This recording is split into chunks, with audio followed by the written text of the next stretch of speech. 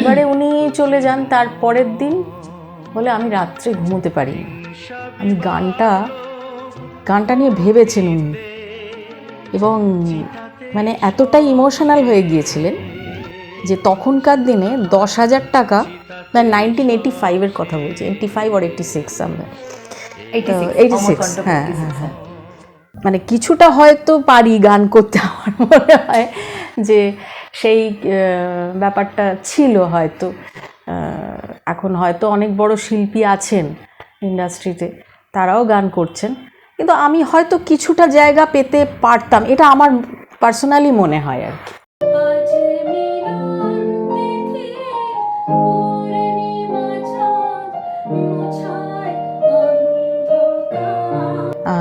আমি কিন্তু পিচ কারেকশনের বিরুদ্ধে কিছুটা, মানে আমি সবসময় চেষ্টা করি জিনিসটাকে একদম পারফেক্টলি, যতটা সম্ভব পারফেক্টলি করার।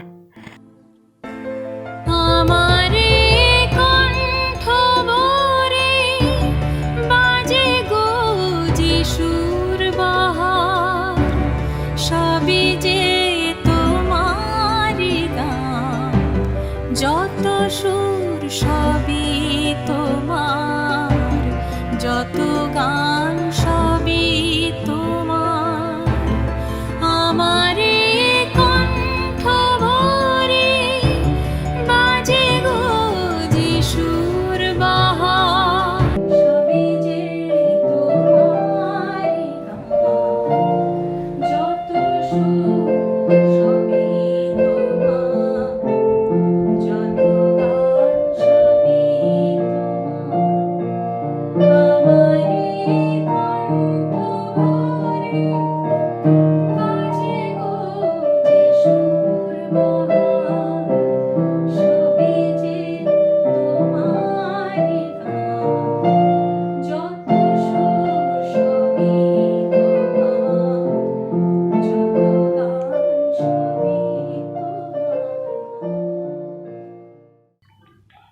কি উপহার সাজিয়ে দেবো, গান আছে যা শুনিয়ে দেবো। একটা শিল্পীর কাছে সৃষ্টি ছাড়া দেওয়ার মনে হয় কিছুই থাকে না।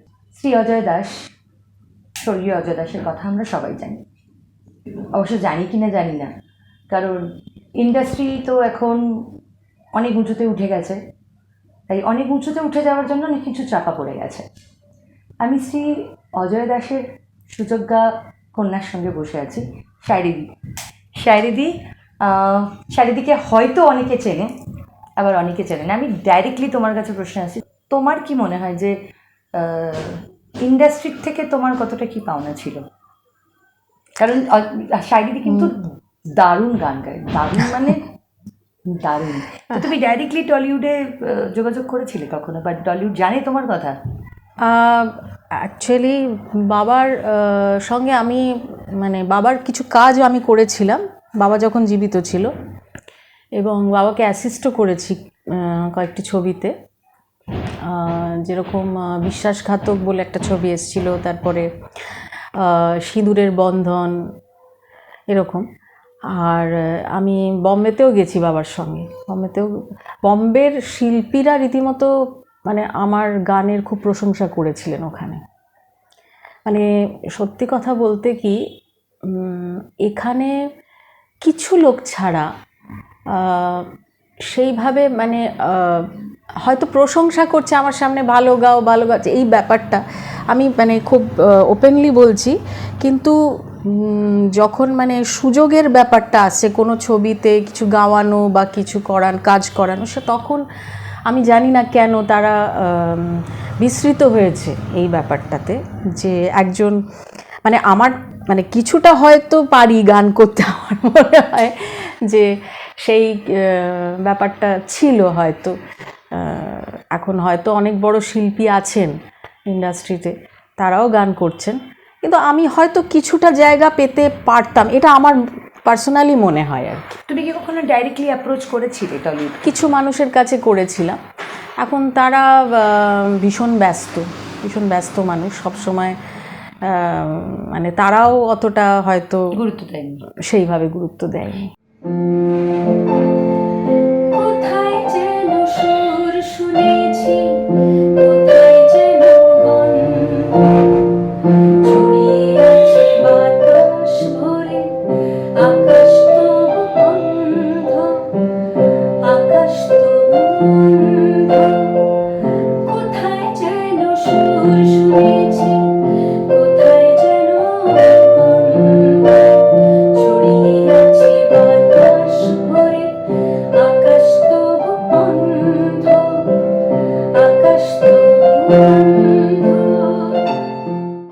এখনকার ইন্ডাস্ট্রিতে বড় কাজ পেতে গেলে কম্প্রোমাইজ করতে হয়। হুম।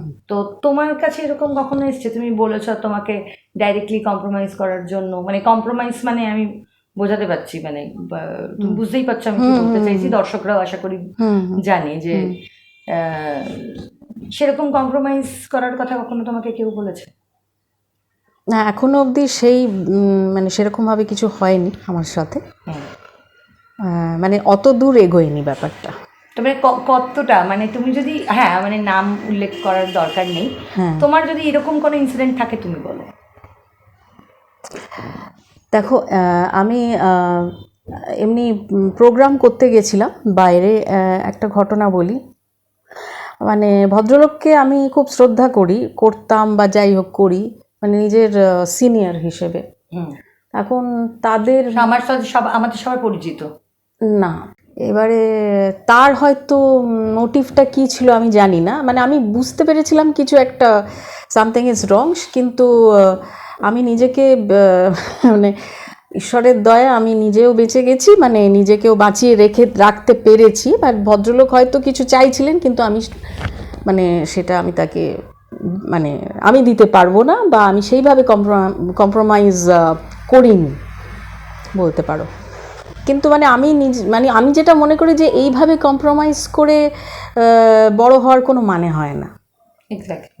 না মানে আমি বলছি যে সেটা তো গেল ওয়েস্ট বেঙ্গল বাইরে, আমি ডাইরেক্টলি টলিউডে বলছি। টলিউডের ব্যাপারটা না, সেইভাবে কখনো আমাকে ফেস করতে হয়নি সেরকম, মানে ওই জায়গাটা অব্দি। তো তোমাকে তো মানে এখনকার ইন্ডাস্ট্রি, অজয় দাসকে তো আমরা সবাই চিনি, মানে আমাদের ছোটবেলা 80s লেট 80s বা আর্লি 90s পুরোটাই অজয় দাস, বাংলা সিনেমা মানেই পুরোটাই অজয় দাস। তো তো সেই অজয় দাসের মেয়ে হয়ে তো তুমি কখনোই কোনো রকমের কিছু ফেসিলিটি পাওনি?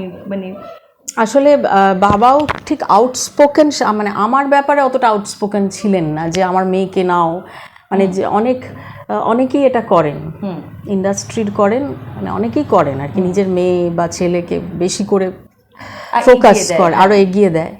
সেই জিনিসটা বাবা কখনোই করেনি।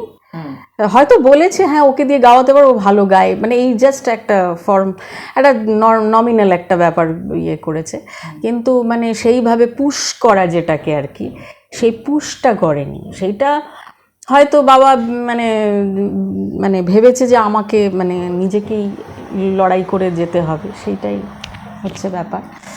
অজয় দাস শেষ জীবনে এসে আমি যতটুকুনি শুনেছি বা জানতে পেরেছি যে যে একটা সময় যেখানে তোমাদের বাড়িতে রমরমা ব্যাপার ছিল, তোমরা তো আগে বোবাজারের দিক থেকে অট্টু দত্ত লেনে থাকতে, আমরা শ্রীনাথ দাস লেনে থাকতে হিন্দ সিনেমার একদম কাছে, মানে আমার বাড়ির একদম কাছে আর কি। তো সেখানে তো বাড়িতে রমরমা ব্যাপার, আজকে এই ডাইরেক্টর, কালকে সেই ডাইরেক্টর, এই আসছে, তখন আমি অনেক ছোট, অনেক খুবই ছোট আর কি। শেষ বয়সে গিয়ে একদম মানে আমি মানে আমার শোনা এটা যে যখন উনি একদম শেষ যাত্রায়, তখন বাড়িতে মানে হার্ডলি লোকজন এসছে, মানে এই অভিজ্ঞতাটা যদি একটু বলো। হ্যাঁ, সেটাই আসলে মানে পরের দিকে যেটা হয়, মানে তার কাছে মানে একটা টাইমে যেটা দেখেছি বাবার, মানে যে রাইজ, মানে যখন at the height of the career যখন আর কি বাবা, তখন প্রচুর রমরমা, আমি নিজের মানে আমিও থেকেছি সেই সব, মানে আমি ছোট তখন, বয়স খুবই অল্প, এবং অনেককে দেখেছি, অনেকে আসতো। কিন্তু তারপরে মানে পরবর্তীকালে যে সময়টা তুমি বলছো, তখন মানুষের আসা যাওয়া কমে যায়, এবং হয়তো বাবাকে কি মানে ভুলে যাওয়ার চেষ্টা হয় আর কি। তখন একটা মানে জানি না কেন আর কি, তখন মানে নতুন কিছু, মানে নতুনের দিক, নতুন মানে কীরকম ধরনের নতুন লোকে খোঁজে আমি ঠিক বুঝে উঠতে পারি না, মানে যেটা হয়তো মেলোডির সঙ্গে যেটার কোনো সম্পর্ক নেই, মানে বা মানে সেটা একটা কিছু একটা মানে উত্তেজনাপূর্ণ একটা মিউজিক আর কি, মিউজিক বলবো না, মানে একটা এইরকম ধরনের লোকে কিছু চাইছে, সেই সময়টা মানুষ আর মানে সেই সব ডিরেক্টর প্রডিউসার যাকেই বলো না কেন, তারা আসতে চাইছে না, তারা কিছুটা গিমিকের দিকে, গিমিকের জন্য হয়তো এমন কিছু লোকের কাছে দৌড়চ্ছে যারা সেটা হয়তো প্রডিউস করতে পারবেন তাদের কাছে।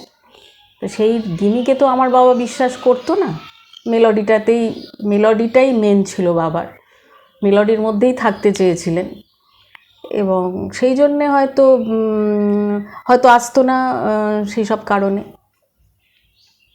সেই গিমিকটার জন্যে হয়তো তারা তাদের কাছে ছুটত।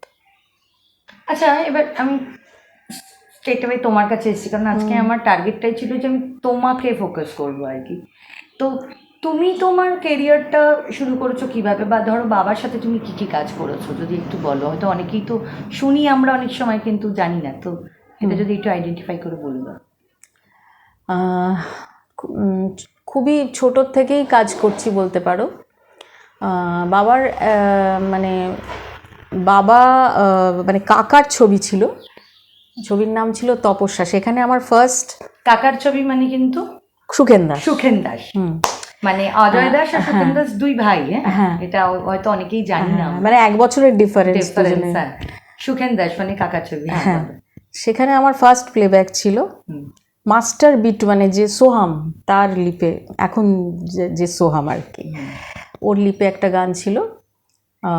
তারপরে কয়েকটা ছবিতে করেছি, মানে কাকারই ছবি, সেখানে প্লেব্যাক করেছি। গাছের পাতা মিষ্টি সুরে মাতায়, তোমার আমার সাথে কেমন তালিশে পাতা। দুষ্টু গাছের পাতা মিষ্টি সুরে মাতায়, তোমার আমার সাথে কেমন তালিশে পাতা। বেসিক অ্যালবাম করেছিলাম, যেরকম মানে অমিত বন্দ্যোপাধ্যায়ের অ্যারেঞ্জমেন্টে আমি কিছু অ্যালবাম করেছিলাম, মানে ছোটোবেলায় সেগুলো আর কি। সেখানে সুমন চট্টোপাধ্যায়, যেদিন কবির সুমন, ওনার সঙ্গেও কাজ করেছি।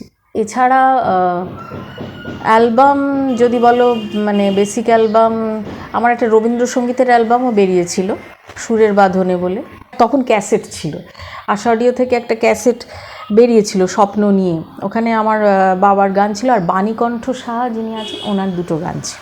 বাবুল সুপ্রিয়র সাথেও কাজ করেছো? হ্যাঁ, বিশ্বাসঘাতকে একটা গান ছিল বাবুলদার সঙ্গে, 2টো গান ছিল, একটা ও আকাশ ও বাতাস যেটা বাবুল সুপ্রিয়র সঙ্গে গিয়েছিলাম, আর আরেকটা ছিল একটা পার্টি সং ছিল আর কি, সেটাতে আমি গিয়েছিলাম।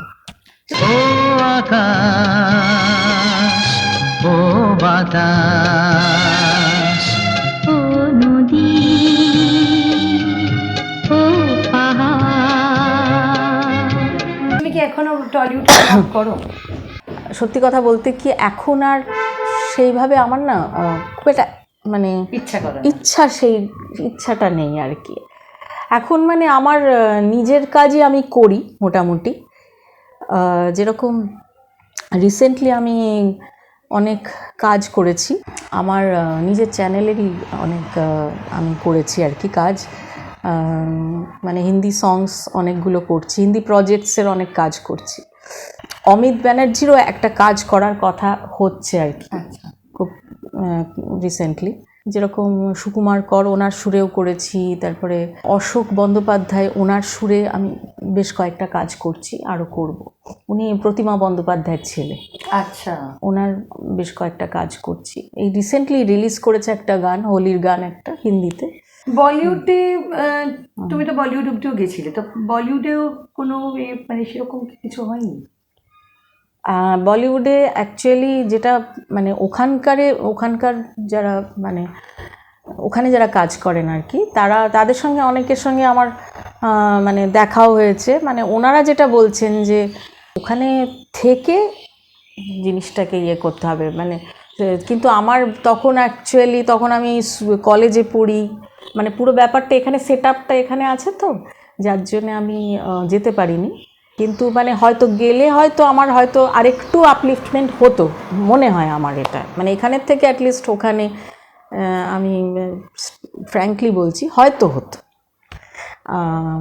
যদিও আমি একটা গজলের অ্যালবাম করেছিলাম চাঁদনি বলে, ওটা বম্বে থেকেই রিলিজ করেছিল। মিশ্রাজি বলে আমরা মিশ্রাজি বলে ডাকি আর কি, ওনার অ্যারেঞ্জমেন্টে ছিল, অসীম মুখোপাধ্যায়ের সুরে।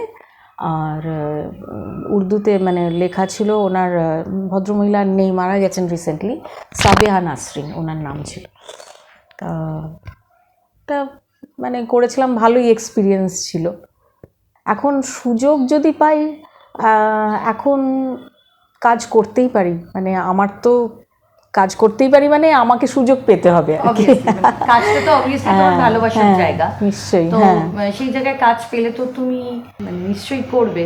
তবে তোমার কি মনে হয় টলিউড, আমি একদম টলিউডই বলছি কারণ যেহেতু আমরা মানে টলিগঞ্জ ইন্ডাস্ট্রিকেই আমরা অনেক কাছ থেকে জানি, বা আমি টলিউডকেই বারবার বলছি কারণ তোমার কি মনে হয় টলিউডের কিসে এখন কি চকচকানিতে, মানে গ্ল্যামার না কিসে, কি কি খুঁজছে? মানে তুমি যেহেতু এখনো খানিকটা হলেও টলিউডের সাথে যুক্ত আছো বা জানো ব্যাপারগুলো, বা এটাই তোমাদের কি বলবো, তোমার বাবা কাকা এটা একটা সিরিজ, মানে এটা তুমি একটা দেখে এসছো বংশ পরম্পরায়, মানে তো আর স্টার কিডরা তো সবসময় হয়, মানে হিট হয়, তো সেই জায়গা থেকে তুমি যথেষ্ট ডিপ্রাইভ। আর শায়রিদির অ্যালবাম তো আমি আপনি দেখতেই পাবেন আমার ইন্টারভিউয়ের মাঝে মাঝে, আমি তো দেখাবোই, তাহলে আপনারাই বুঝতে পারবেন যে আমরা কি মিস করেছি বা কি মিস করছি, এখনো মিস করে যাচ্ছি।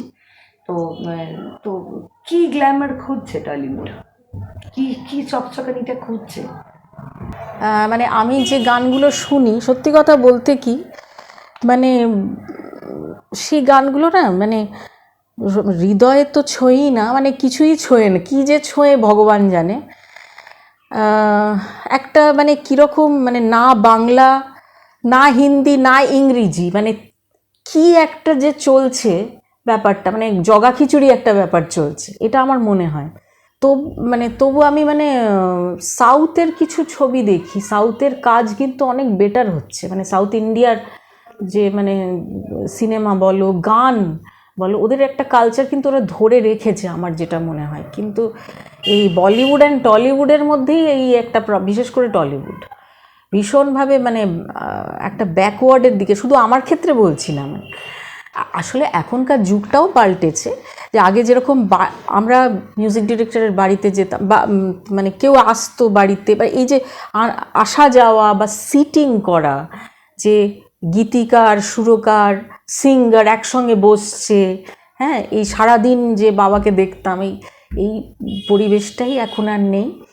এবং স্টুডিওতেও যেটা দেখতাম যে মিউজিশিয়ানস, একদিন সব মিউজিশিয়ানসরা বসে সব ট্র্যাক হচ্ছে।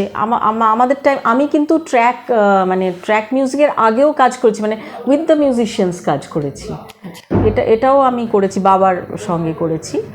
আবার মানে ট্র্যাকের যুগ যখন এসে ট্র্যাক হয়ে গেছে, তারপরে আমি যাই হোক তার, কিন্তু সেই যে জিনিসটা যে মিউজিশিয়ানস সিঙ্গার গীতিকার সুরকার একসঙ্গে একটা টিম ওয়ার্ক, সেটা একসঙ্গে এক জায়গায় সবাই মিলে সে আড্ডা মারছি, কাজ করছি, এই ব্যাপারটা ভীষণ মিস করছি। আচ্ছা আমাকে একটা কথা বলো, তোমার সাথে কথা বলতে বলতে আমার একটা কথা মাথায় এলো, যে আমাদের মধ্যে এখন মানে আমরা ভীষণ কোয়ান্টিটি হয়ে গেছি, মানে কোয়ান্টিটিটা সবকিছুতে বেশি হয়ে গেছে। যেমন আগে যেমন ছোটবেলায় আমরা সপ্তাহে 2 দিন গানের প্রোগ্রাম দেখতাম, সেটা হচ্ছে চিত্রহার আর রঙ্গোলি, ঠিক আছে, আর বাংলায় চিত্রমালা ওটা কোথায় হতো। তো এখন তো সবটাই ফ্রি এর ব্যাপার হয়ে গেছে, ইউটিউব এসে, যদিও আমারও একটা ইউটিউব চ্যানেলের মাধ্যমে আমি তোমাকে তবুও বলছি তোমার নিজের, এই যে ক্যাসেট নেই, লুপ্ত প্রায়, মানে নেই, একদমই নেই, মানে এবার মিউজিয়ামে দেখতে পাবো আমরা। তো মিউজিয়ামে আমাদের পরের জেনারেশনকে দেখানো হবে, এই দেখো বাবা আমরা এইরকম ভাবে গান শুনতাম। তো এখন তো এই দেখো ধরো, তাতে কি তোমার মনে হয় গানের কোয়ালিটি অনেক কমে গেল? একটা গান আমরা পরিশ্রম করে গাইছি প্রত্যেক সিঙ্গাররা, এবারে মানে এটা তো কেউ বোঝে না, অনেকে মানে সাধারণ মানুষ হয়তো বুঝতে পারেন কি পারেন না আমি জানি না, তবে শ্রোতা, আমি বলবো শ্রোতা হওয়াটাও একটা বিরাট কোয়ালিটির ব্যাপার। মানে সিঙ্গার হওয়া যেরকম কোয়ালিটি, মানে শ্রোতা, একজন প্রকৃত শ্রোতা তিনি কিন্তু একটা অন্য ধরনের মানুষ। এবারে এরকম শ্রোতা কিন্তু আমরা বেশিরভাগ ক্ষেত্রেই মিস করি, যারা একটা গান মন দিয়ে শুনবে, যেটা ইউটিউবেই হোক আর যেখানেই হোক না কেন, একটা ধৈর্য কমে যাচ্ছে। যে একটা সুন্দর করে একটা গান করা হলো ইউটিউবে, সেটা দেওয়া হলো, বেশিক্ষণ না শুনে ব্যাস হয়ে গেল। মানে অন্য একটা ওই তুমি যেটা বলে রিলস দেখা, যে ওই রিলস দেখছে, রিলসটা কি বেশিক্ষণের নয়, তাড়াতাড়ি করে দেখে আবার একটা পরের একটা ইয়েতে যাচ্ছে, ধৈর্যটা নেই। আরেকটা জিনিস আমি জাস্ট বলছি, তোমার কি মনে হয় না যে আমরা মানে শ্রোতারাই বলছি আর কি, আমরা খুব জাজমেন্টাল হয়ে গেছি, খুব মানে একটা কি দুটো লাইন শুনেই আমরা একটা জাজমেন্টাল, এ ভালো গায় না, ও ভালো।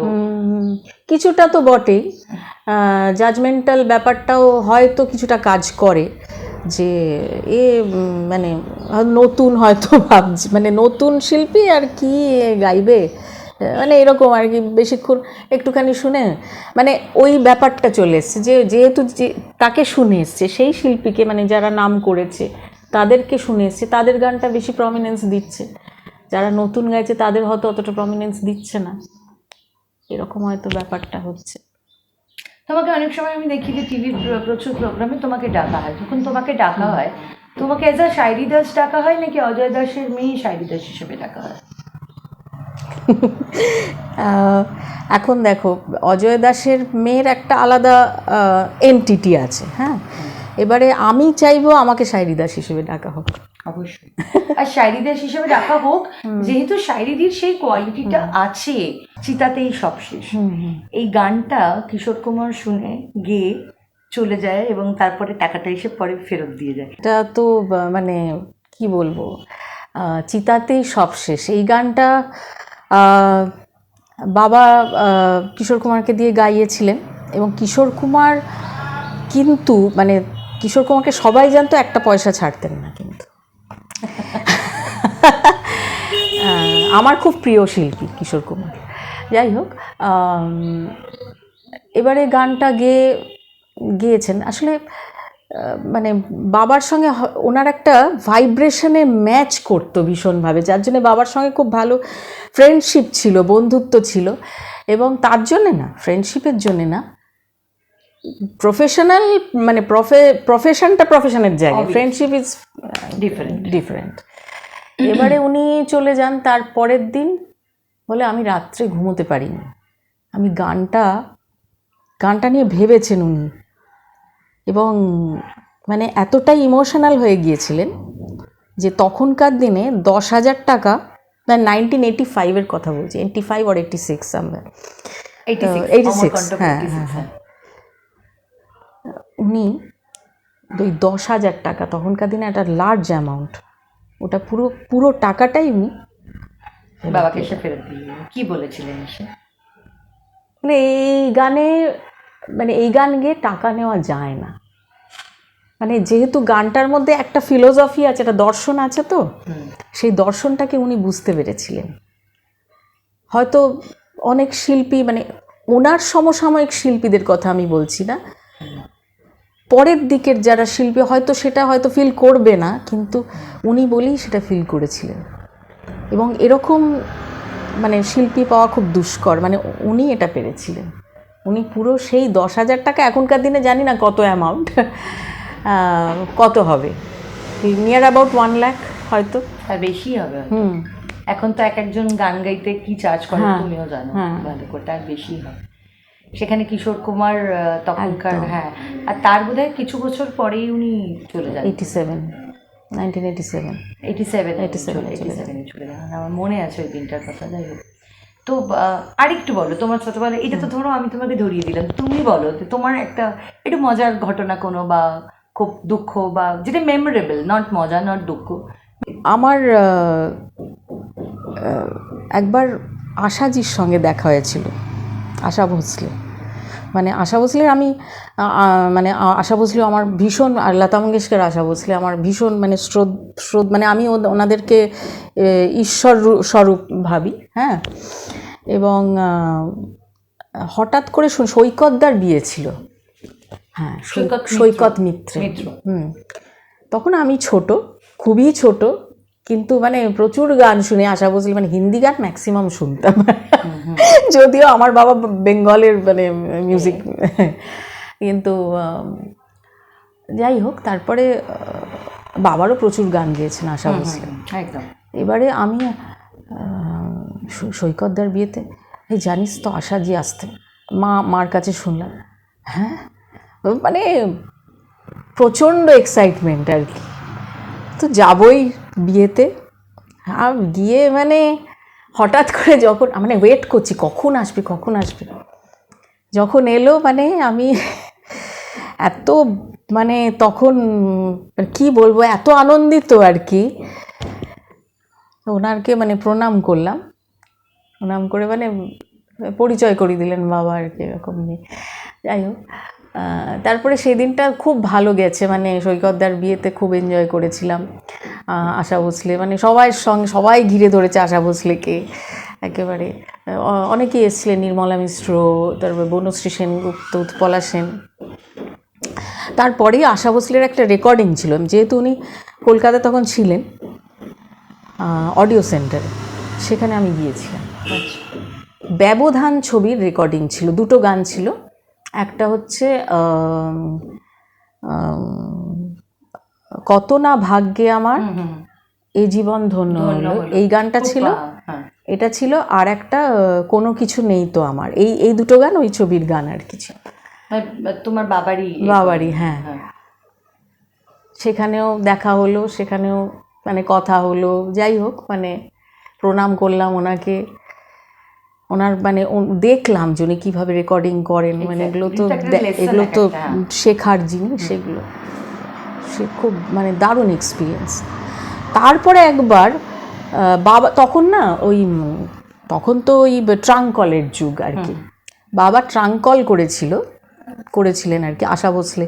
আমি জানি না কে কাকে ফোন করছে, আমি জানতে চাইতামও না, সেটা তোমার ব্যাপার, তোমার কাজের ব্যাপার। তারপরে এই তুই কথা বল, ফোনটা ধরিয়ে দিয়েছেন, হ্যাঁ হ্যালো, তখন আশা ভোসলে ফোনে বলে আমার সঙ্গে বাংলাতে পুরো কথা বলে গেলেন উনি, কী করছো, কেমন আছো, ভালো করে গান কর। মানে এটা যে কত বড় পাওয়া আর দারুণ ব্যাপার ছিল আর কি। এরকম কতগুলো ঘটনা আর কি। আশা ভোসলের সঙ্গে আমার মানে একটা অদ্ভুত একটা কানেকশন হয়েছিল আর কি। লতাজির সঙ্গে দেখা হয়নি, এটা আমার দুর্ভাগ্য। কিশোর কুমারের সঙ্গেও আমার কখনো দেখা হয়নি, এটাও একটা বিরাট দুর্ভাগ্য। আচ্ছা শাইরিদি, তুমি যে চ্যানেলটা তুমি চালাচ্ছ বা তোমার যেটা চ্যানেল, তোমার চ্যানেলের নামটা একটু বলো, আমি লিঙ্কটা তো শেয়ার করব। হ্যাঁ, আই অ্যাম শায়রি চ্যানেলের নাম। মানে অনেক সেখানে গান রিলিজ করেছে এবং আগামী দিনেও রিলিজ করছে। এই খুব তাড়াতাড়ি আমার একটা কাজ আরম্ভ হবে, প্রজেক্ট আমার চ্যানেল থেকেই। যার নামটাই এত সুরেলা, তাহলে সেই মানুষটা কত সুরের হতে পারে সেটা তো না শুনলে বোঝা যাবে না, সেজন্য একটু শুনবো।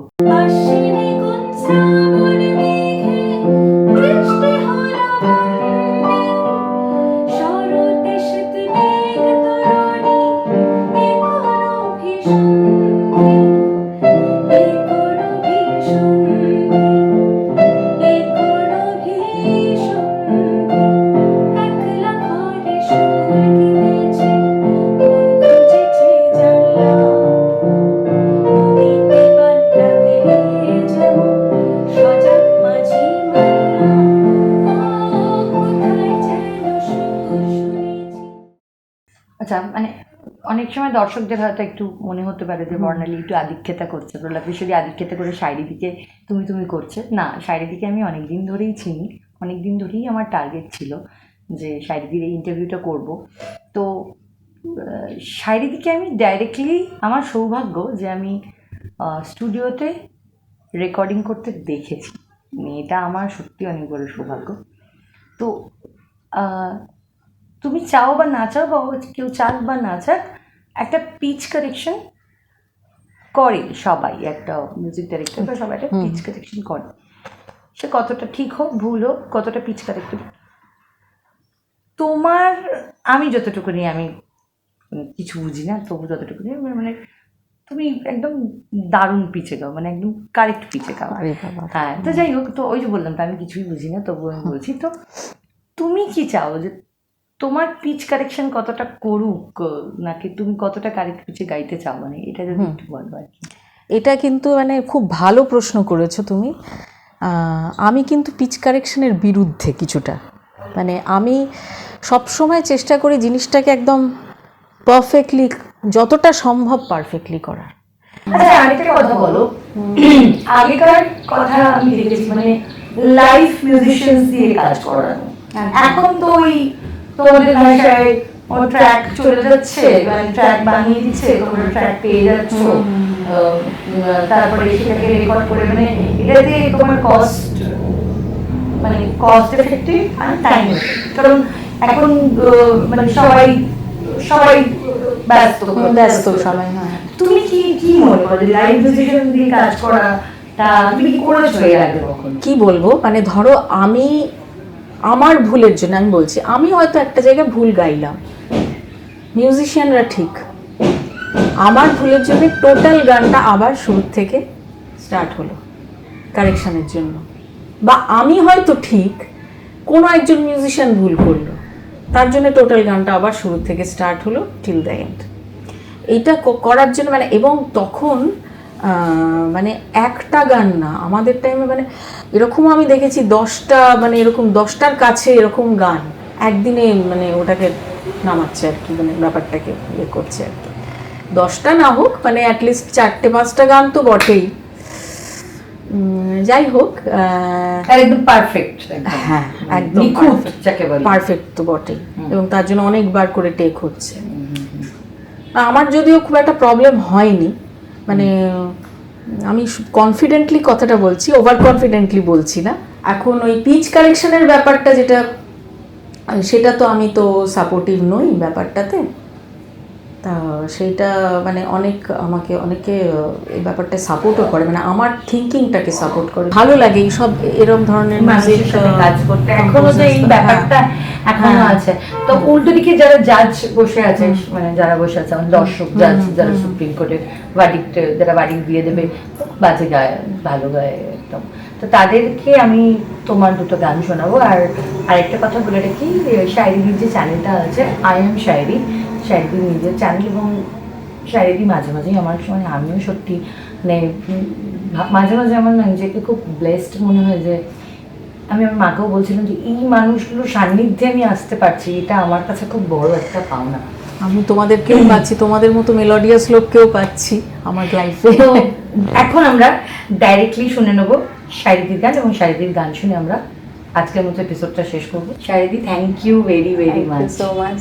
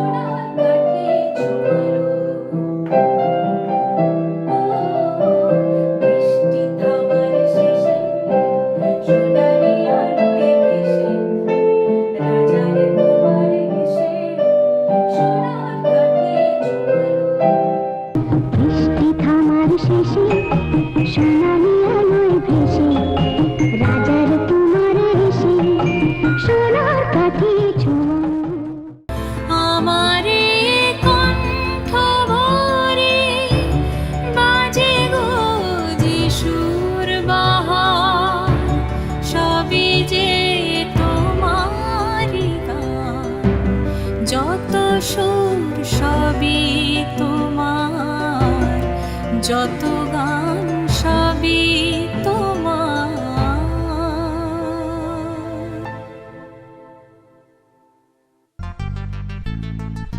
প্রলাপেশ্বরী